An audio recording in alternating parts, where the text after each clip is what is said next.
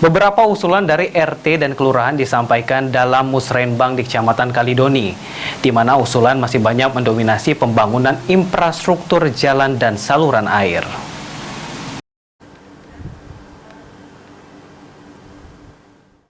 Setiap usulan disampaikan para RT di 5 kelurahan Kecamatan Kalidoni dalam kegiatan musrenbang yang dilaksanakan pada tanggal 31 Januari kemarin. Mendominasi ke infrastruktur pembangunan seperti jalan, saluran air, serta lampu-lampu jalan.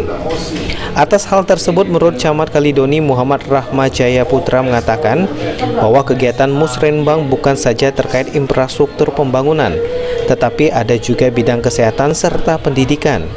Untuk itu, pihaknya sampai tanggal 8 Februari masih akan tetap menghimpun setiap susulan dari usulan para ketua RT dan lurah di Kecamatan Kalidoni. Untuk saat ini ditambahkan Camat Kalidoni Muhammad Rahma di Kecamatan Kalidoni hanya memiliki 1 SMA, sementara di Sungai Lais belum memiliki bangunan SMP, sehingga di setiap kegiatan musrenbang atau aspirasi DPRD, dirinya selalu sampaikan atau usulkan. Musrenbang untuk di Kecamatan Kalidoni telah kita laksanakan tepatnya di tanggal 31 Januari 2023 kemarin.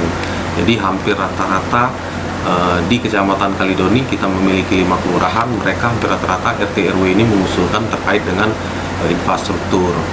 Nah, itu terkait dengan jalan dan juga parit drainase, itu ada gorong-gorong dan juga ada lampu jalan. Lampu jalan ini baik bola lampunya ataupun terkait dengan tiang lampu. Nah, jadi pada kesempatan ini juga kami juga menghimbau, memberitahukan kepada warga bahwa sebetulnya kegiatan musrenbang ini bukan hanya terkait infrastruktur, namun kita ada kesehatan, ada pendidikan. Nah, ini juga yang harus menjadi pemikiran utama untuk berkelanjutan terkait dengan pendidikan dan juga kesehatan khususnya di Kecamatan Kalidoni. Aji Delia, PAL TV.